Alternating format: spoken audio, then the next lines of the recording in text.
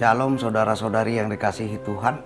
Salam jumpa kembali dan salam damai sejahtera bagi kita semua. Firman Tuhan untuk kita pada saat ini dari kitab Injil Yohanes 12 ayat 1 sampai 8. Sebelum kita membaca serta merenungkannya, kita berdoa. Damai sejahtera yang melampaui akal pikiran kami manusia ya Bapa, itulah yang kami harapkan pada saat ini, menaungi bahkan menguasai hati pikiran kami ketika kami mendengar serta merenungkan firman-Mu. Berfirmanlah Engkau sebab kami sudah siap untuk mendengarnya. Amin. Saudara-saudari, beginilah bunyi kitab Injil Yohanes 12 ayat 1 sampai 8. 6 hari sebelum Paskah, Yesus datang ke Betania, tempat tinggal Lazarus yang dibangkitkan Yesus dari antara orang mati. Di situ diadakan perjamuan untuk dia, dan Marta melayani. Sedang salah seorang yang turut makan dengan Yesus adalah Lazarus. Maka Maria mengambil setengah kati minyak narwastu murni yang mahal harganya, lalu meminyaki kaki Yesus dan menyekanya dengan rambutnya. Dan bau minyak semerbak di seluruh rumah itu. Tetapi Yudas Iskariot, seorang dari murid-murid Yesus yang akan segera menyerahkan dia, berkata, "Mengapa minyak narwastu ini tidak dijual 300 dinar dan uangnya diberikan kepada orang-orang miskin?" Hal itu dikatakannya bukan karena ia memperhatikan nasib orang-orang miskin, melainkan karena ia adalah seorang pencuri. Ia sering mengambil uang yang disimpan dalam kas yang dipegangnya. Maka kata Yesus, "Biarkanlah dia melakukan hal ini mengingat hari penguburanku, karena orang-orang miskin selalu ada pada kamu, tetapi aku tidak akan selalu ada pada kamu." Amin. Saudara-saudari, firman Tuhan ini akan kita renungkan dengan tema memuliakan Tuhan dengan segenap hati. Saudara-saudari yang dikasihi Tuhan, kata memuliakan Tuhan adalah kata yang sering kita pakai di dalam setiap acara maupun kegiatan keagamaan kita, yang mana kata ini kita pakai untuk mengatakan atau menyatakan maksud dan tujuan dari kegiatan keagamaan yang kita lakukan. Salah satu contohnya ketika kita hendak melaksanakan sebuah acara ibadah atau kebaktian, kita akan katakan bahwa ibadah ataupun kebaktian itu kita lakukan untuk memuji dan memuliakan Tuhan. Saudara-saudari, dalam memuliakan Tuhan, kita harus lakukan hal itu dengan segenap hati. Sebab di dalam perikop ataupun nas yang kita baca tadi sangat jelas diperlihatkan bahwa ketika Maria meminyaki kaki Yesus dengan setengah kati minyak narwastu murni yang mahal harganya, lalu Maria juga menyeka kaki Yesus dengan rambutnya sendiri. Sementara ketika Yudas Iskariot mengomentari apa yang diperbuat oleh Maria tersebut, Yesus menyatakan bahwa ia mengapresiasi apa yang diperbuat oleh Maria terhadap dirinya. Sementara apa yang dikatakan Yudas Iskariot seakan-akan tidak mendapat apresiasi apapun. Saudara-saudari, dalam memuliakan Tuhan, tentu hal ini harus kita lakukan dengan dasar bersyukur kepada Tuhan. Seperti Maria yang pada saat itu mengadakan sebuah perjamuan untuk Yesus. Lalu di dalam perjamuan itu Maria menyatakan rasa syukurnya dengan meminyaki kaki Yesus dengan minyak narwastu murni yang mahal harganya. Lalu Maria juga menyeka kaki Yesus tersebut dengan rambutnya sendiri. Inilah yang menjadi dasar bagi kita untuk memuliakan Tuhan dengan segenap hati, bahwa sesuatu hal ataupun sebuah kegiatan keagamaan yang kita lakukan, ataupun juga sebuah perbuatan yang sesuai dengan kehendak Tuhan, hendaknya kita lakukan dengan segenap hati, hanya untuk memuliakan Tuhan, dengan dasar rasa syukur kita kepada Tuhan. Lalu yang kedua, bagaimana supaya kita bisa memuliakan Tuhan dengan segenap hati adalah kiranya kita tetap mengingat dan mengaminkan pengorbanan Yesus bagi kita, yang mana Ia telah berkorban untuk menyatakan kebenaran, agar kebenaran itu dapat menjadi bagian dari kehidupan kita. Dengan kebenaran itulah kita akan hidup sesuai dengan kehendak Tuhan, dan hidup kita akan berjalan sebagaimana mestinya.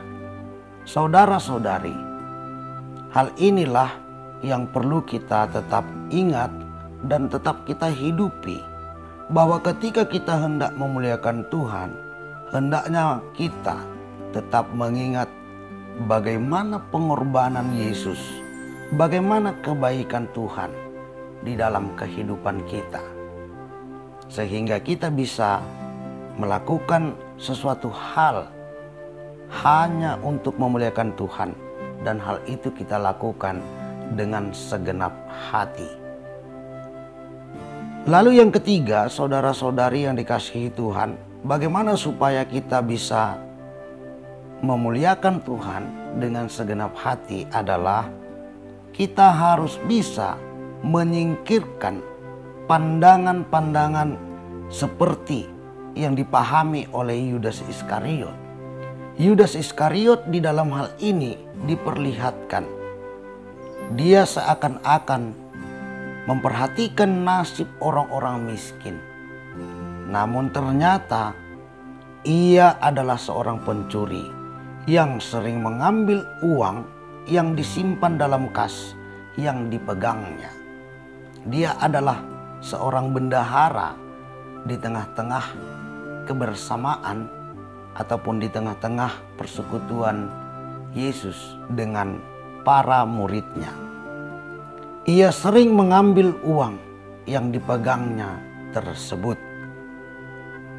Saudara-saudari, yang berikutnya dari apa yang dikatakan oleh Yudas Iskariot terhadap apa yang diperbuat oleh Maria ini, kita dapat melihat bahwa Yudas Iskariot seakan-akan ingin memanfaatkan apa yang dimiliki oleh orang lain, yaitu yang dimiliki oleh Maria, untuk melakukan kebajikan.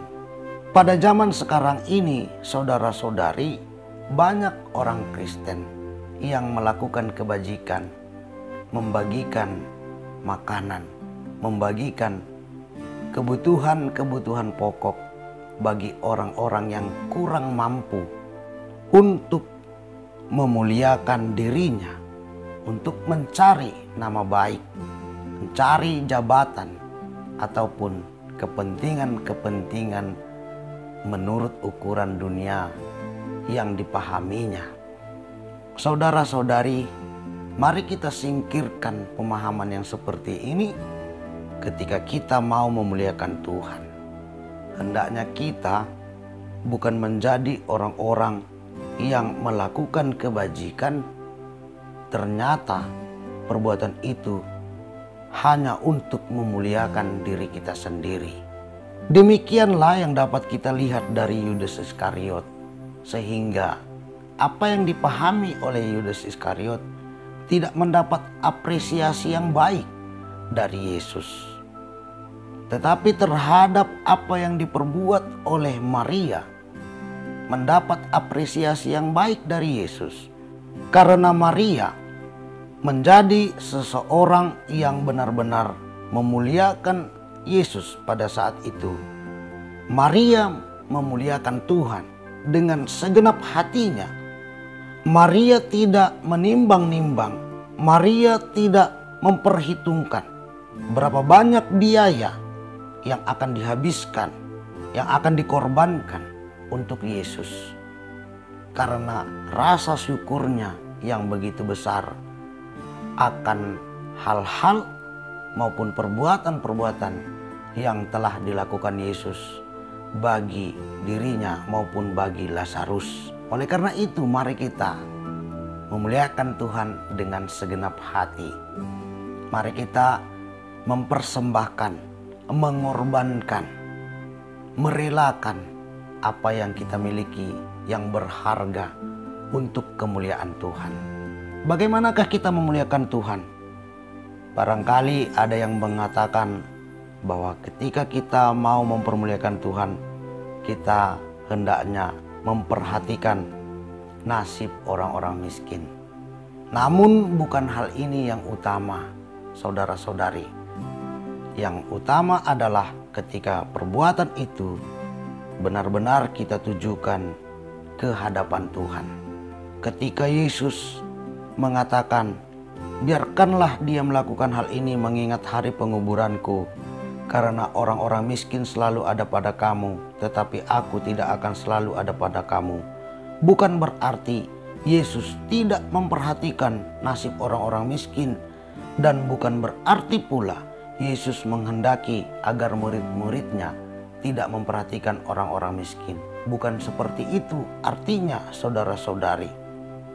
Tetapi yang lebih utama adalah yang dimaksud oleh Yesus, agar kita mempermuliakan Tuhan dengan perbuatan kita yang langsung kita tujukan kepada Tuhan.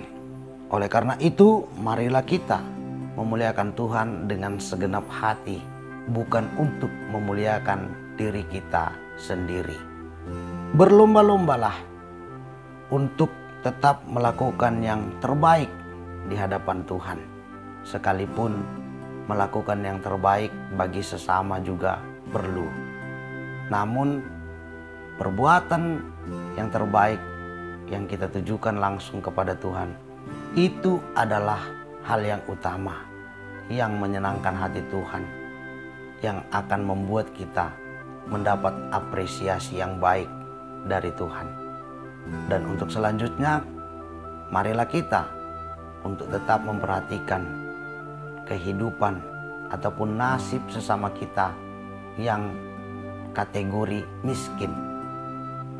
Sebab melalui kehadiran kita juga Tuhan menghendaki untuk tetap membagikan damai sejahtera, kasih itu kepada semua orang.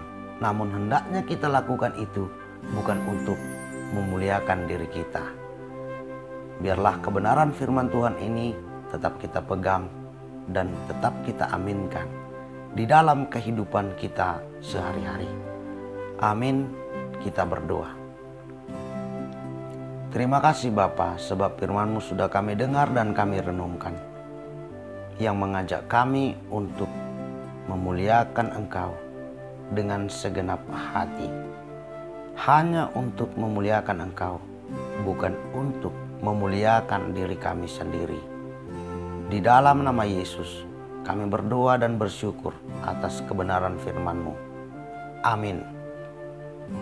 Shalom bagi kita semua.